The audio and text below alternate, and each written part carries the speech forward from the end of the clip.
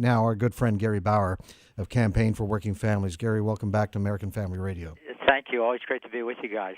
Well, today we're going to hear from the former IRS Commissioner, Douglas Shulman. He'll be on Capitol Hill to give some testimony. And we're going to try to find out, because apparently what happened, Gary, is that he was aware of what was going on a long time ago. And the question continues to be, Gary, is why didn't this information make it all the way to the White House and the president? And perhaps another question is, maybe it did, and we're not being told the truth. Well, you've really summarized the reasons that a lot of people here in town think that the Obama administration may be facing the biggest crisis of its time in office.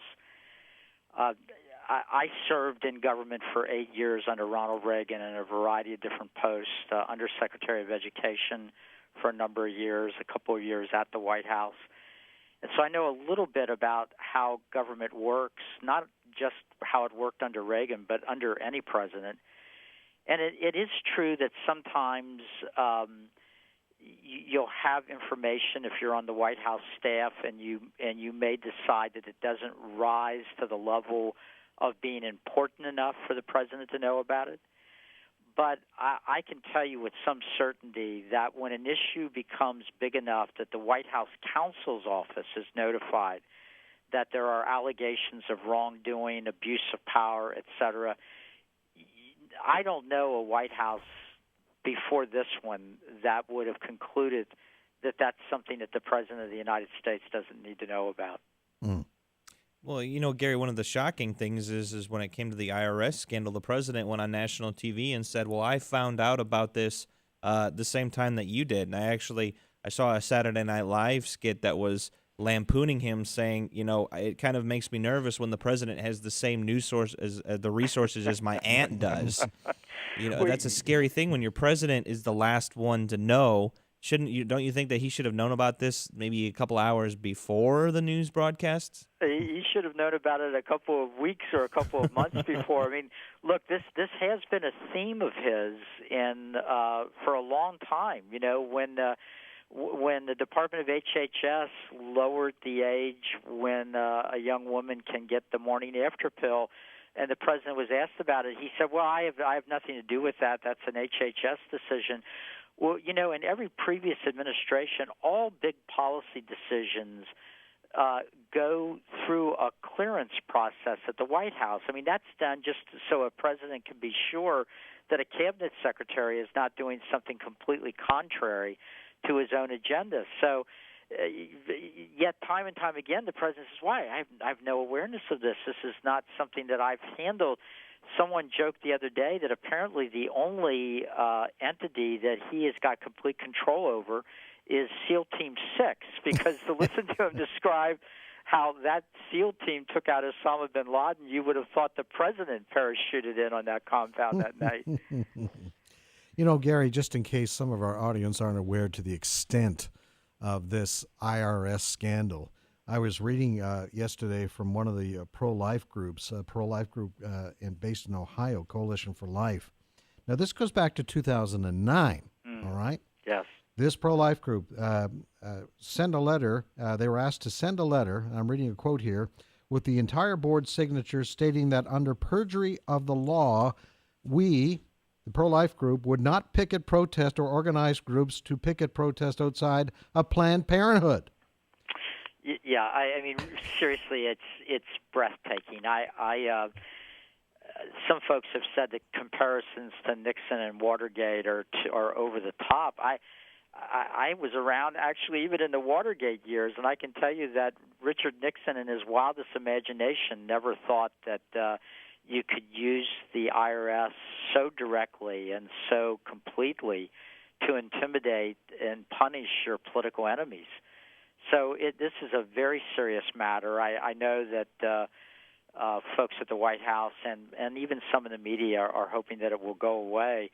I don't think that's likely. In fact, I think every one of the scandals that you've mentioned all have legs and are likely, as we get into the summer and go through this year, to be a major burden for the Obama administration in trying to manage these scandals and and not not end up really finding themselves in deep trouble over all of them.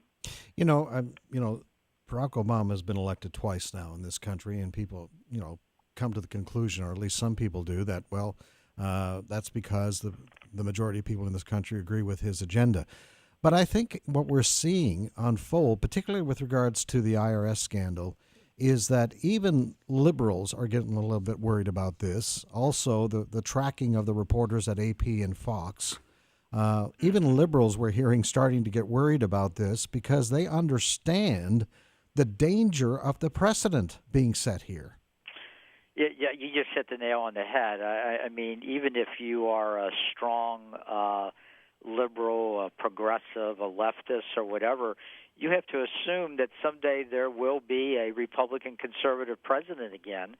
And if these precedents have been set by this administration, then you could find yourself being attacked in the same way by that Republican president. So it's been interesting to watch some folks that are real fans of Barack Obama in the media and in left-wing groups who nonetheless are now saying, blowing the whistle and saying that this is inappropriate. I actually heard a reporter this morning from the Huffington Post, which is a very liberal media outlet, saying that what was done to the reporters at Fox News was unprecedented, outrageous, and frightening. Mm-hmm. I think we're at a very critical moment here for this president and quite frankly, for any American that cares about the Constitution and about the abuse of power.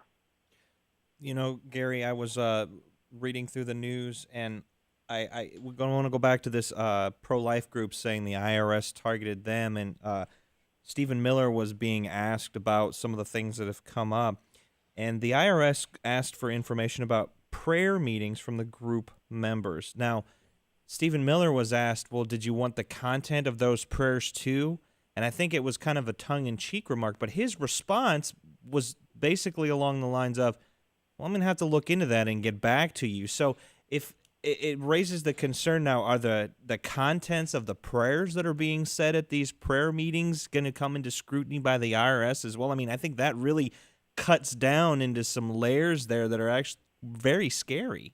Yeah, it does, and I believe the evidence will show that, in fact, they did ask for the content of the prayers.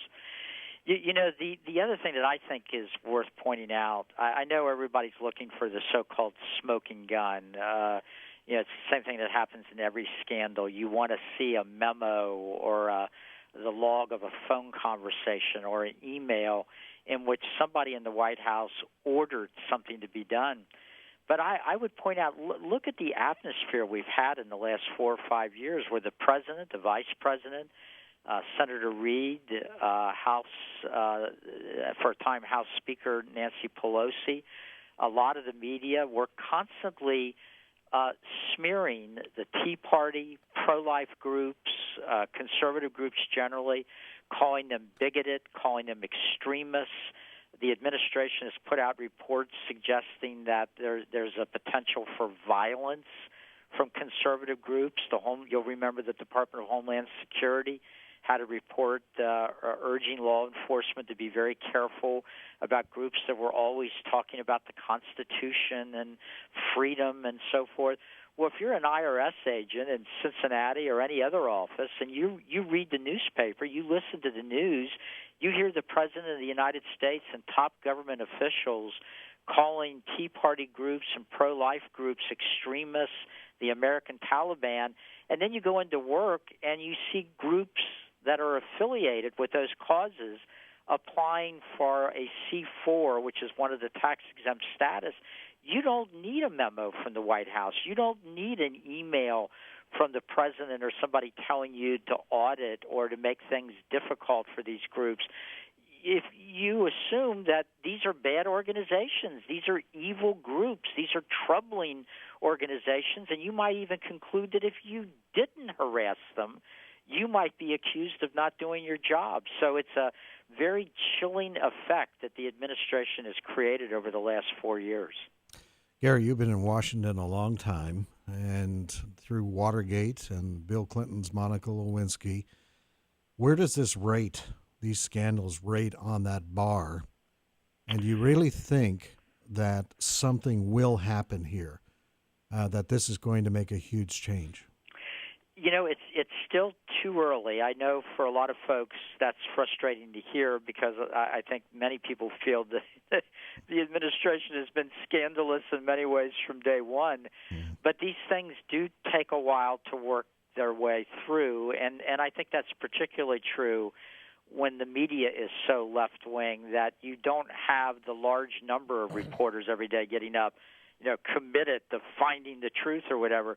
I think my instinct tells me these scandals have the potential to be bigger than anything we've seen in the past. And in fact, there's a report today that there are other whistleblowers getting ready to come forward on the Benghazi scandal with disclosures that are bigger than anything we've heard to date. So I think now all of these things, the IRS scandal, Benghazi, the scandal about the reporters, and others that are churning up out of the depths of the government, are just beginning, and in fact may have a life that's much longer than anybody is anticipating. Gary, the funny thing is, well, it's not really funny, it's actually quite scary, but these are things that have only been brought to light in the last couple of months. And I think as Americans, we tend to only focus on what's happening right now. But I think back in one of your newsletters, you mentioned several things that hundreds of millions of stimulus dollars were given to companies that were backed by Democrat donors. And the majority of a lot of those are now, especially in the green energy department, are bankrupt now. I think of companies like Solyndra. Also, you look at how he has exercised executive authority to circumvent Congress on several occasions. But I also think that, something we haven't talked about in a long time is Fast and Furious. I keep going back to that and thinking people died because of that. We forget about the border agents that were killed because of guns that were smuggled across the border into Mexico. But we're not talking about that anymore. That was something that this Justice Department got a pass on. Or you look at the voter intimidation several years ago with the Black Panther Party, yes, intimidating voters out in front of a polling place. He got a pass on that one, too. It almost seems like Eric Holder wears Teflon suits because nothing that this Department of Justice does is able to stick to any of them, and they always find some kind of way out. We know there's a sculpture outside the department of the woman that's supposed to represent justice, and in that sculpture, she's blindfolded, and the message of that sculpture is that the law is supposed to be administered regardless of who is in the crosshairs of the law. It should not be ministered against conservatives one way and against liberals another, or against Democrats one way and Republicans another. The pattern here indicates that the way that the Department of Justice has been run is a mockery of that primary goal of law enforcement, that justice should be blind.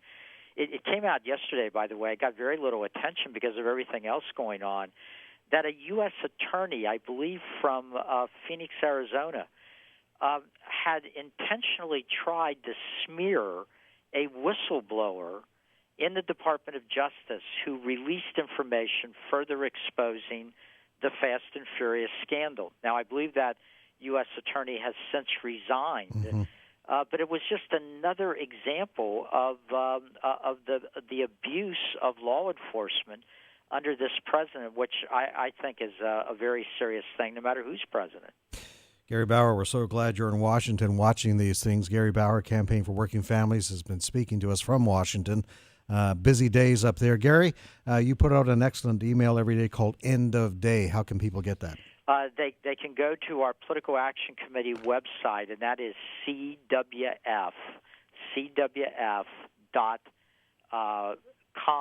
and they can find out how to sign up for that daily report, which we send out free. Amen. Gary Bauer, thank you so much for joining us. Great to be with you as always. Great to chat with you, and I'm sure we'll have you back again real soon because there's just so much going on. Look forward to that. All right, you take care. Take care. You're listening to Dan Celia's Financial Issues. Fred and Jeremy sitting in. We want to hear from you right now. 888-5